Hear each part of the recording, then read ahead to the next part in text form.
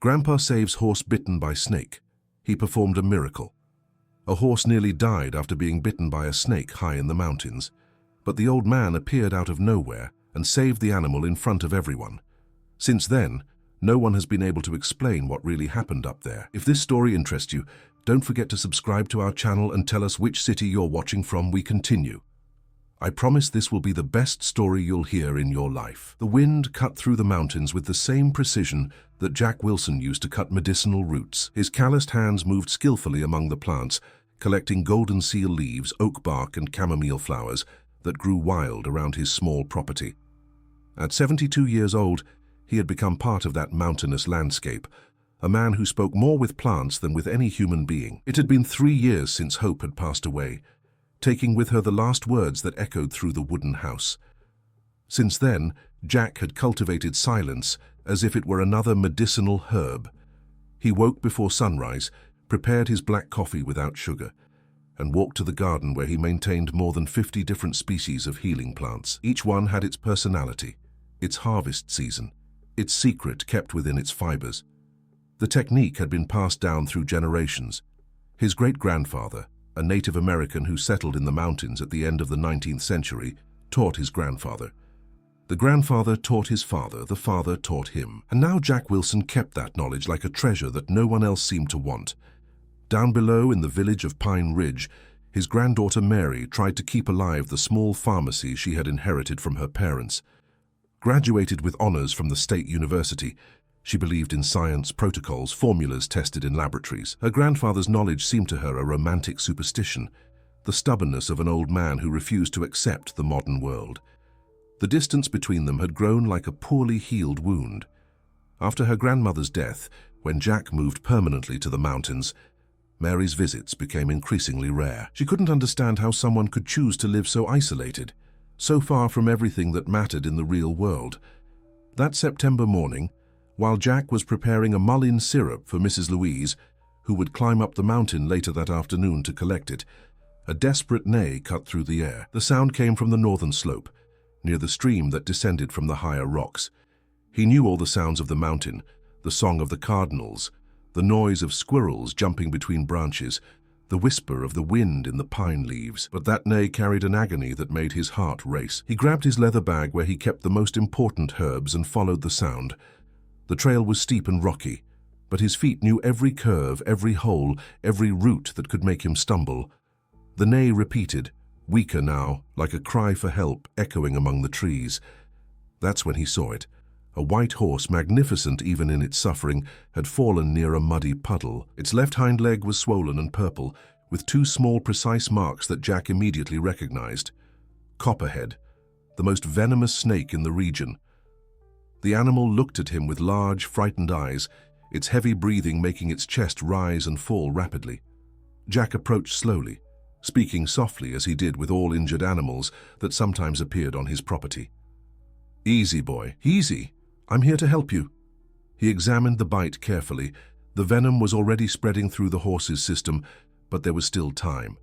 His hands moved automatically to his bag, looking for 3 specific plants: pokeweed leaves, white oak bark, and black cohosh roots. It was a combination that his great-grandfather used to neutralize snake venom, a recipe that no modern veterinarian knew or would respect. While preparing the extract, crushing the plants with a smooth stone he always carried with him, Jack began talking to the horse. They weren't random words, but a complete conversation, as if the animal could understand every word. "You're not from these mountains, are you? By how clean you are, how well your mane is cared for, someone cares for you. You must have escaped or gotten lost, but now you're here with me, and I'll make sure you get back home." The horse seemed to calm down with the sound of his voice. Jack applied the extract directly to the wound, and then made the animal drink a mixture of the same herbs dissolved in creek water. It was a treatment that defied all modern medical logic, but had saved the lives of dozens of animals over the years. "Now you need to rest. I'll stay here with you until I'm sure the venom has left your body." And he did. For 3 days and 3 nights, Jack didn't leave the horse's side. He built a small tent with branches and leaves to protect himself from the rain, brought fresh water from the creek every 2 hours, and continued applying the extract as the wound responded to the treatment. He constantly talked to the animal, telling stories from his youth, remembering Hope, sharing memories that he had kept only to himself for the past few years. In the village, Mary began to worry when Mrs. Louise came down the mountain saying she hadn't found Jack at home. The old lady, who blindly trusted the healer's remedies, was distressed without her mullein syrup. "He's been gone for 3 days, child. The house was open, but he had disappeared. This isn't normal. Your grandfather never leaves home like this, without telling anyone." It was then that Peter, a 10-year-old boy who loved exploring the mountain trails, came running to the pharmacy with his eyes gleaming with curiosity. Miss Mary, there's an old man taking care of a horse up near the High Rocks Creek. He's doing something really strange, putting green leaves on the animal's leg." Mary's heart raced. She knew only one person who would do something like that. She quickly closed the pharmacy and headed towards the veterinary clinic that had been inaugurated a few months ago in the village. She needed help, and Dr. Raphael, the newly arrived veterinarian from the city, was the most qualified person to deal with a situation involving injured animals. Raphael Mitchell was 35 years old and had left a promising career in New York to work in the countryside. Some people said he was running away from a complicated divorce. Others whispered that he had lost a lot of money in bad investments. But the truth was simpler. He was tired of treating only pampered pets and wanted to do something that really mattered. When Mary burst into his clinic, explaining frantically about her missing grandfather and an injured horse, Raphael didn't hesitate. He grabbed his emergency kit, loaded his car with antivenom and other medications, and followed Mary along the dirt road that led to the mountains. The climb was silent. Mary drove with concentration, hands tight on the steering wheel, while Raphael observed the landscape that became increasingly wild as they moved away from the village. He had grown up in the city and was still getting used to that exuberant and somewhat intimidating nature.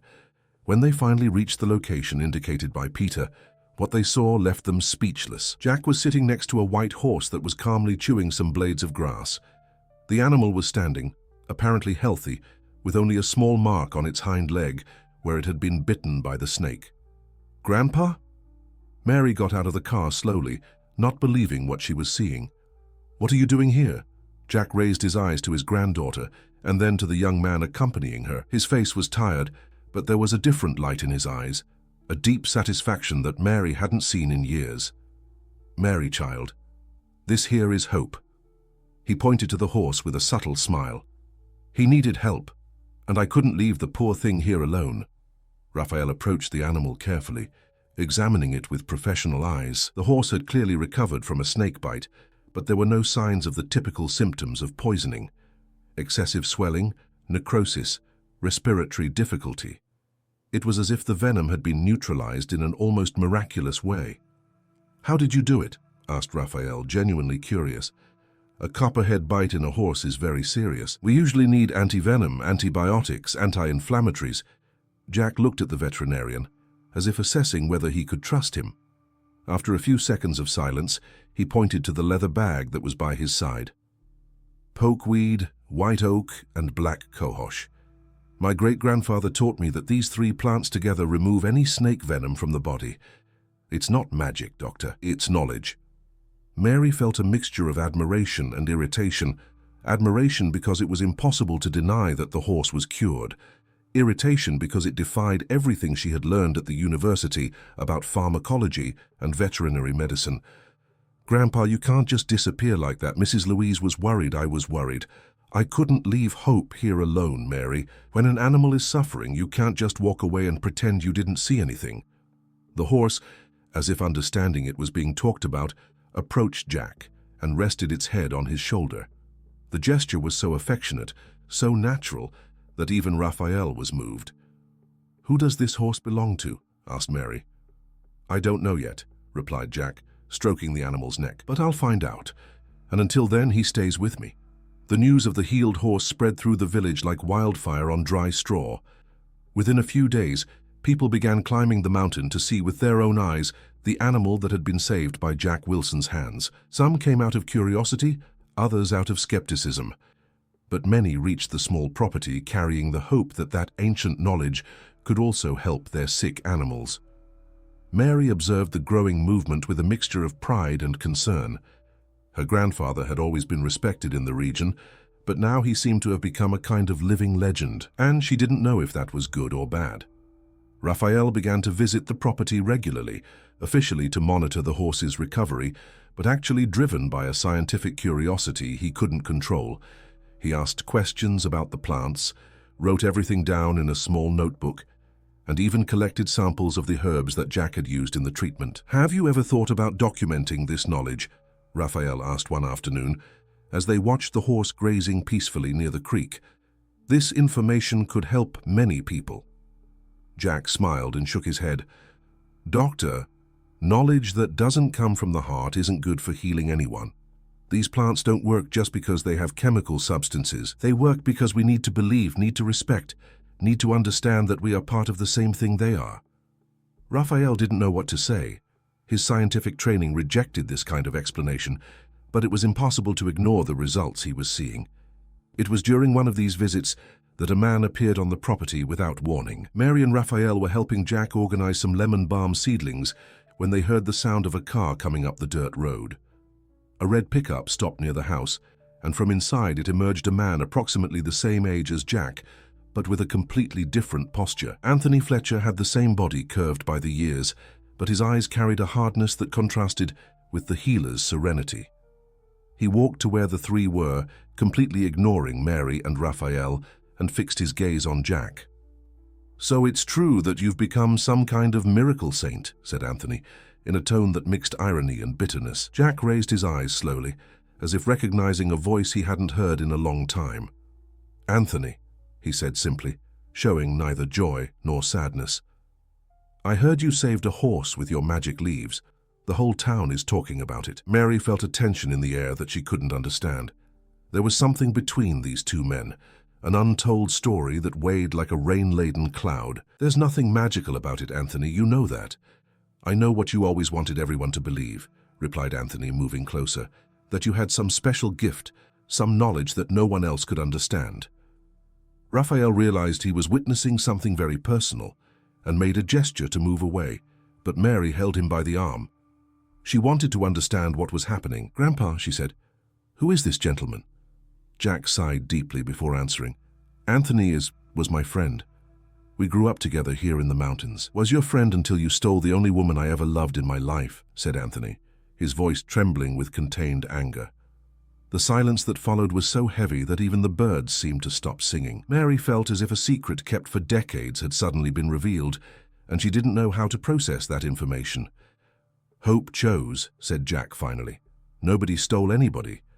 Hope chose your lies about plants that cure everything, about ancestral knowledge, about being special." Anthony spat the words as if they were poison. "She chose the fantasy you were selling. She chose love," replied Jack, and for the first time his voice showed emotion. "Just as I chose her." Anthony took 2 steps forward, and for a moment Raphael thought the 2 old men would come to blows. But then the horse, which had been grazing peacefully until that moment, approached and stood between the 2 men, as if sensing the tension and wanting to protect Jack. The animal's presence had an immediate effect. Anthony backed away, looking at the horse with an expression that mixed surprise and what could be admiration. "Is this the horse you saved?" he asked in a lower voice. "Yes," replied Jack, stroking the animal's neck. "He showed up here a week ago, bitten by a copperhead. He was barely alive." Anthony observed the horse for a few seconds, noting the small scar on the hind leg, but also the obvious vitality of the animal. "He looks healthy," he admitted reluctantly. "The plants work, Anthony, they always have. You know that. I know that you've always been very good at convincing people that you knew things nobody else knew." Mary couldn't stand being silent anymore. "With all due respect, Mr. Anthony, but I saw my grandfather save this horse. I'm a pharmacist, graduated from state, and I can guarantee that what he did was impressive." Anthony looked at her as if seeing her for the first time. "You must be Hope's granddaughter," he said, and his voice became softer. "You have her eyes." "I do," confirmed Mary, "and I also have her stubbornness. So if you came here just to fight with my grandfather, you can leave." To everyone's surprise, Anthony smiled. It was a bitter smile, but it was a smile. "She really does have her personality too," he said. Then he turned to Jack. "I didn't come here to fight, Jack. I came because—" He hesitated, as if the words were difficult to pronounce. "I came because my mare is sick. The veterinarians in town don't know what's wrong with her." The revelation caught everyone by surprise. Raphael stepped forward. "What's the problem with her?"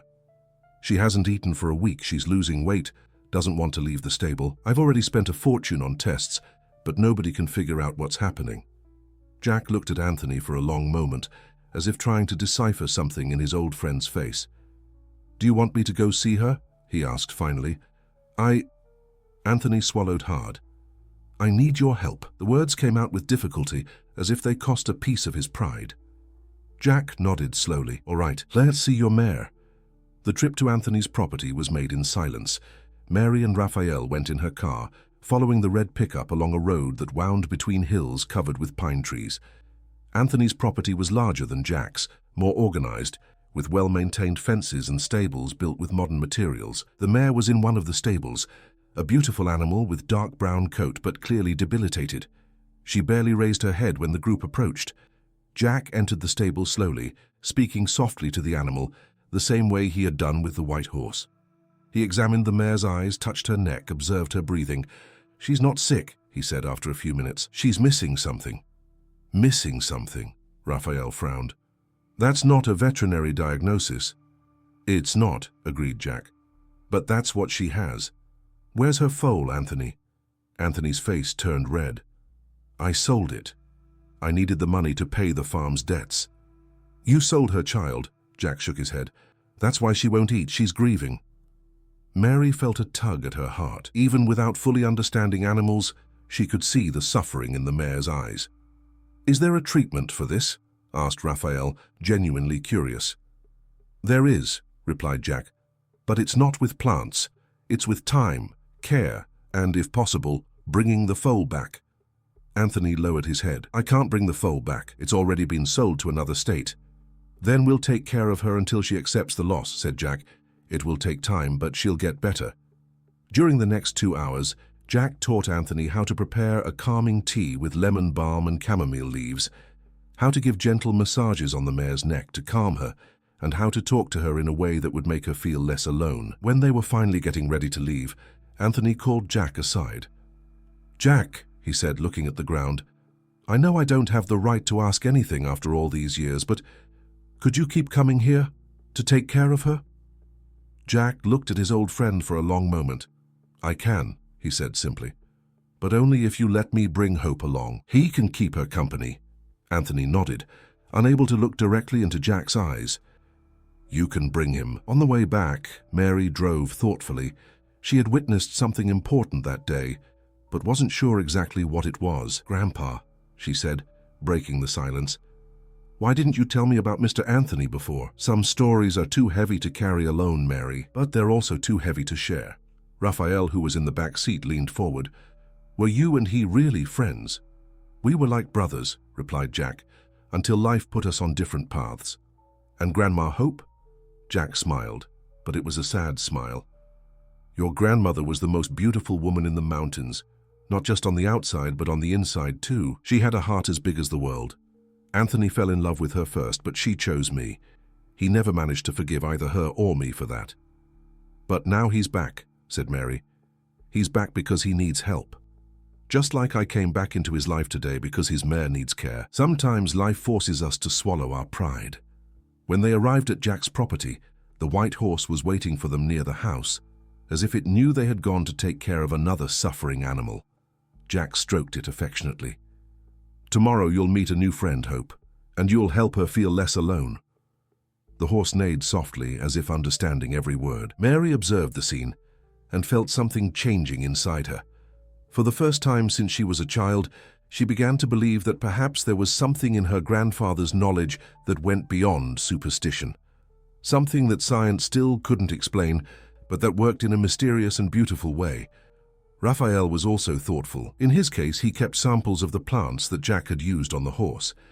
He decided that when he returned to the clinic, he would send these samples to a laboratory in New York. Not because he doubted the results he had seen, but because he wanted to understand how those results were possible. The results from the New York laboratory arrived 3 weeks later, and Raphael couldn't believe what he was reading. The plants that Jack had used contained a unique combination of compounds that theoretically could neutralize snake venom with superior efficacy to conventional antivenoms. The report included a note from the researcher in charge, requesting more information about the origin of the samples and the preparation methodology. Raphael ran up the mountain with the report in his hands and his heart racing with excitement. He found Jack and Mary taking care of a small medicinal herb garden near the house. It was the first time he saw the two working side by side, and this made him even more hopeful. "Mr. Jack, you need to see this." Raphael waved the papers in the air. "The laboratory analyzed the plants you used on the horse. The results are extraordinary." Jack wiped his hands on his pants and took the papers, although he knew he wouldn't understand most of the technical language. Mary approached and began to read over her grandfather's shoulder. "Indole alkaloids with controlled anticoagulant activity," she murmured, impressed. "Flavonoids with anti-inflammatory properties specific to muscle tissue. Grandpa, it's revolutionary." "It's what I've always known," said Jack calmly. "Only now you have complicated names to explain it." Raphael took the papers back, flipping through them with enthusiasm. "Mr. Jack, do you have any idea what this means? With this information, we could develop medications that would save thousands of lives. We could publish articles, present at conferences."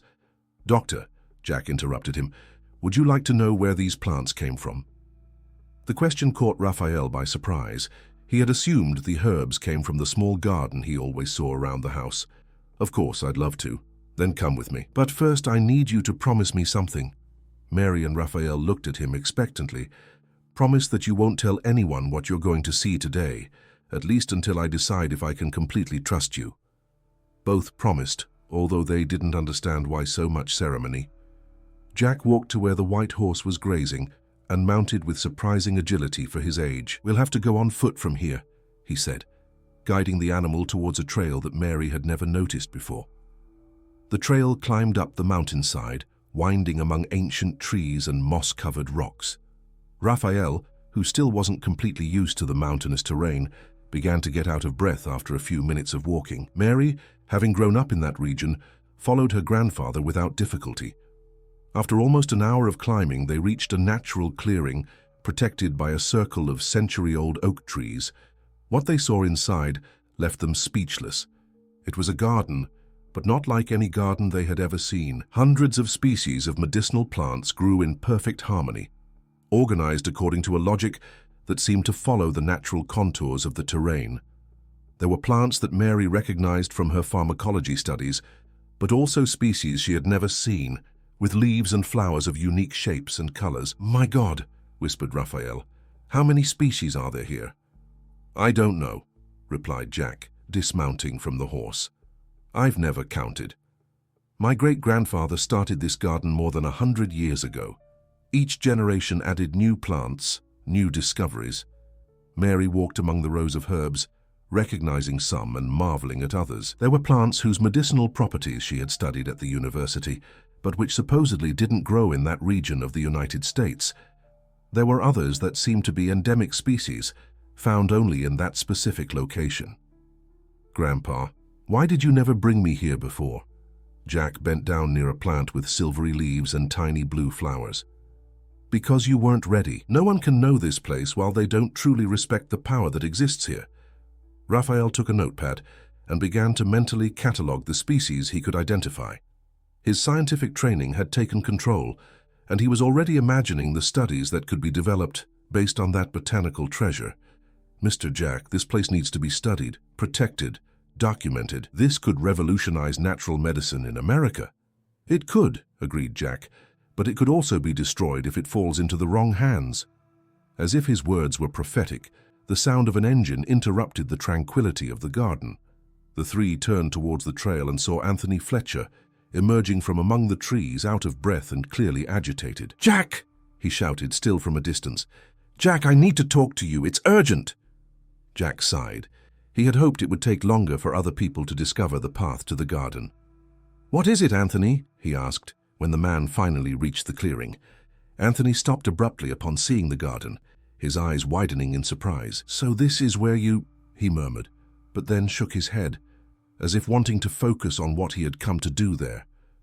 "Jack, there's a man in the village asking questions about you, an outsider businessman. He's offering money to people who can get information about your plants. The atmosphere in the clearing changed instantly. Raphael and Mary looked at each other concerned, while Jack frowned. What kind of questions? He wants to know where you get the plants, how you prepare the remedies, if you have some kind of hidden plantation in the mountains. Anthony looked around the garden again, and from what I'm seeing, he's not far from the truth. Who is this man? Asked Mary. His name is Edward Mitchell. Says he represents a pharmaceutical company interested in natural medicine. He's offering a lot of money for information. Raphael felt a chill in his stomach. He knew that name. Edward Mitchell from Naturalis Pharmaceuticals? He asked. That's him. You know him? I know his reputation, Raphael responded grimly. He's known for buying rural properties that have valuable natural resources. Then he exploits everything until it's depleted and leaves, leaving the land devastated. Jack remained silent for a few minutes, observing his plants as if seeing them for the last time.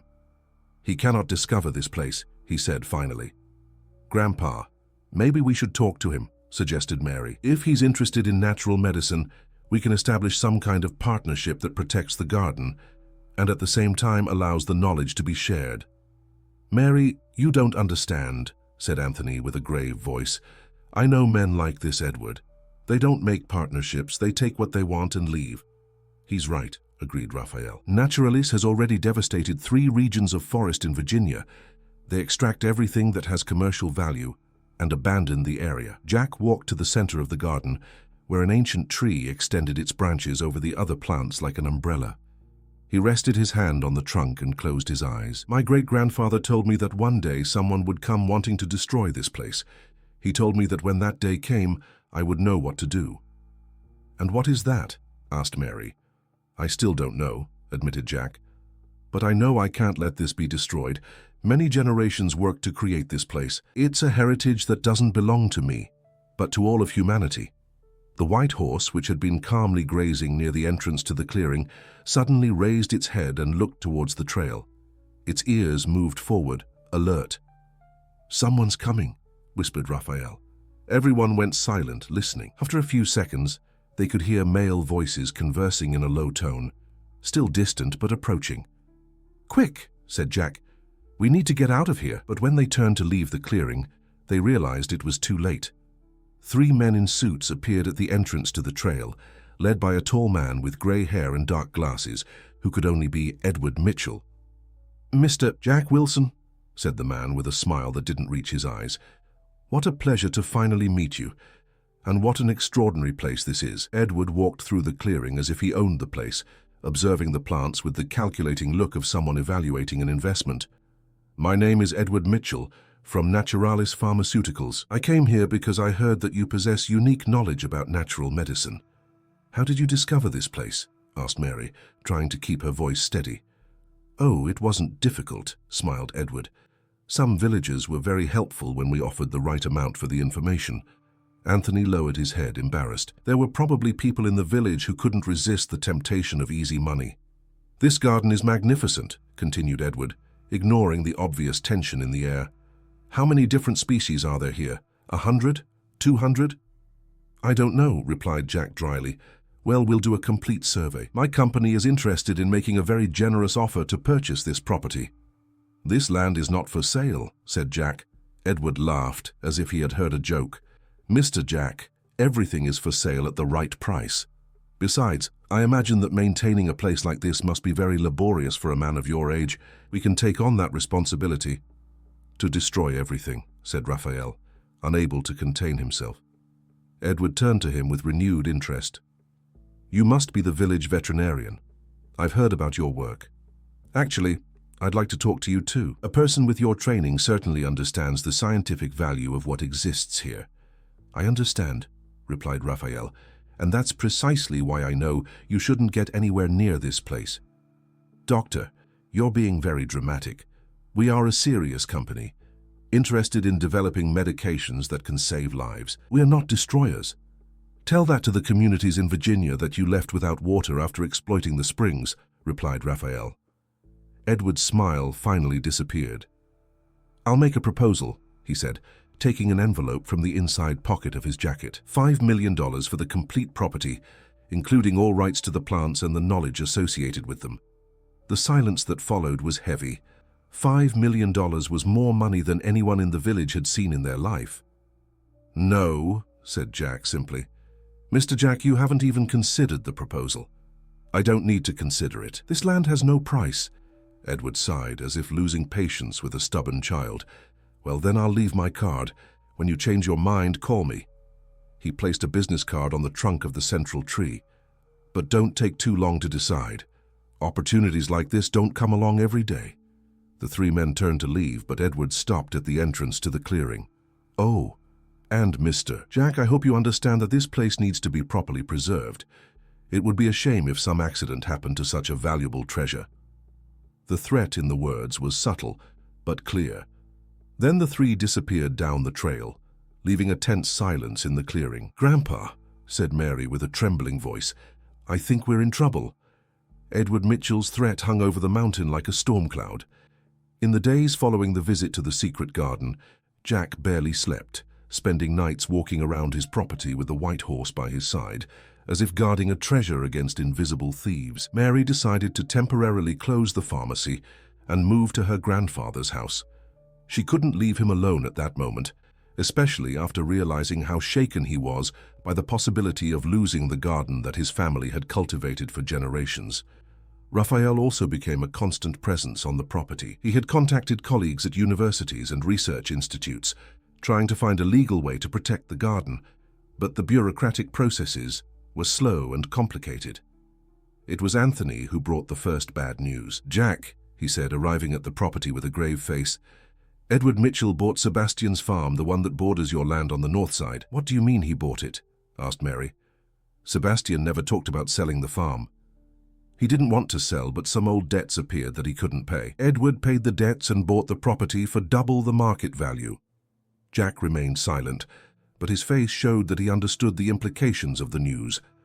If Edward controlled the neighboring farm, he could surround the property and make access to the secret garden very difficult. "There's more," continued Anthony. "He's also trying to buy Mrs. Lou's land on the other side of the mountain. He offered so much money that she's considering accepting. If he gets those two properties, he'll have the mountain practically surrounded," said Raphael, concerned. "That's not all." Anthony hesitated before continuing. "Last night, someone entered my property and released the mare. She disappeared, and I still haven't been able to find her." Mary's heart raced. The mare had completely recovered from grieving the loss of her foal, and seeing her disappear would be a terrible blow to Anthony. "Do you think it was Edward?" she asked. "I can't prove it," said Anthony. "But the fence was cut with a tool. It wasn't broken by the animal. Someone wanted her to escape." Jack got up from the chair where he was sitting and walked to the window, observing the white horse that was grazing peacefully in the pasture near the house. "He's trying to show us that he can harm us whenever he wants," he said finally. "If he can make a mare disappear, he can do other things too." Mary felt a mixture of anger and fear. She couldn't accept that someone would intimidate her family that way. "Grandpa, what if we call the police?" "And say what, child? That a businessman wants to buy our land? That a mare disappeared? They'll say they're coincidences." Raphael, who had remained thoughtful, suddenly stood up with a determined expression. "I have an idea," he said. "Do you trust me?" Everyone looked at him hopefully. "Completely," replied Jack. "Then give me 48 hours. Don't leave the property, don't let anyone in, and most importantly, don't go to the secret garden." Raphael left the house almost running, leaving the other three wondering what he had in mind. During the next 2 days, the tension on the property was almost palpable. Jack continued with his normal activities, but was clearly anxious. Mary tried to help him, but she also couldn't stop worrying about what Edward Mitchell might do next. It was on the morning of the second day that the miracle happened. Mary was preparing coffee when she heard the sound of several cars coming up the dirt road. She ran to the window and saw a small caravan approaching. Raphael's car in front, followed by 2 official cars and a van with equipment. "Grandpa, several people are coming." Jack came out of the house to receive the visitors, and his face lit up when he saw who was getting out of the cars. Raphael had brought a team of researchers from the state university, representatives from the EPA, and even a reporter from a national scientific magazine. "Mr. Jack," said Raphael with a huge smile, "I want to introduce you to some very important people." Dr. Helen Richards, coordinator of the medicinal plants program at the university, was the first to speak. Mr. Jack Wilson, we analyzed the samples that Dr. Raphael sent us, and I can say we've never seen anything like it. The compounds found in the plants you use represent a revolution in the treatment of snake envenomation. Furthermore, added an EPA representative, based on the reports we received, we're initiating a process to make this region a protected environmental area. The medicinal garden that exists here has an inestimable scientific and cultural value. Mary could hardly believe what she was hearing. In 48 hours, Raphael had mobilized a network of people that could protect the garden forever. How did you manage to do this so quickly? She asked. Dr. Raphael approached us with an urgency that impressed us, explained Dr. Helen. When we saw the test results, we realized we were facing a discovery that couldn't wait. The reporter, a young man with a notebook in hand, approached Jack. Mr. Wilson, could you tell us a bit about the history of this knowledge? How was it preserved across generations?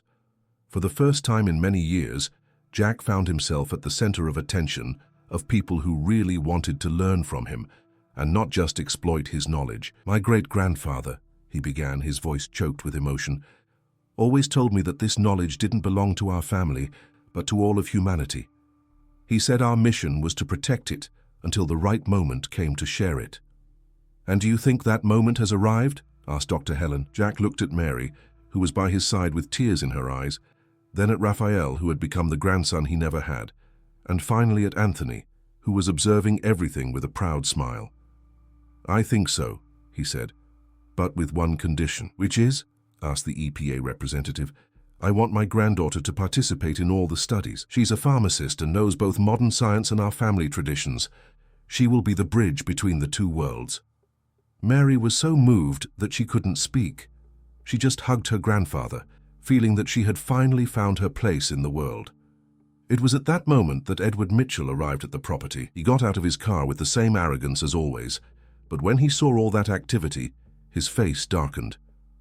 What's happening here? He asked, addressing Jack directly. Mr. Mitchell, intervened the EPA representative, this area is being analyzed to become an environmental protection reserve. Any activity that might harm the local flora is suspended. Edward looked around, realizing that he had completely lost control of the situation. You can't do this. I've already invested a lot of money in this region. You can invest in sustainable development, said Dr. Helen. In fact, you would be welcome if you wanted to participate in our research projects in an ethical way. Edward realized he had been defeated. Without saying anything more, he returned to his car and left, taking with him his plans for predatory exploitation. That afternoon, when all the visitors had already left, Jack, Mary, Raphael, and Anthony climbed together to the secret garden. For the first time in decades, Jack felt at peace. You know what's most beautiful about all this? He said, sitting under the central tree. It's that now this knowledge will continue to live, even after I'm gone. Grandpa, don't talk like that, protested Mary. Child, talking about life and death is natural. The important thing is knowing that we leave something good behind. The white horse approached the group, and to everyone's surprise, it wasn't alone. Walking beside it was Anthony's mare, which had disappeared 2 days earlier. My mare! Shouted Anthony, running to embrace the animal. How did she get here? Hope brought her, said Jack, smiling. He knew she needed company, just as he knew you all needed each other. Raphael observed the scene with admiration. He had begun his journey in those mountains as a skeptical veterinarian, interested only in traditional science. Now he realized he had learned something much deeper about healing. It didn't happen only in the body, but also in the heart. Mr. Jack, he said, do you think someday I'll be able to completely understand how all this works? Jack looked at the young veterinarian with affection. Doctor, true knowledge isn't about understanding completely. It's about accepting that there are mysteries in the world that are more beautiful precisely because we can't fully explain them. 6 months later, the medicinal garden of the mountain had become an internationally recognized research center. Mary had become the local coordinator of the project, working with researchers from various universities to catalog and study the plants in a respectful and sustainable way. Raphael opened a veterinary clinic specializing in natural medicine, where he combined conventional treatments with the knowledge he had learned from Jack.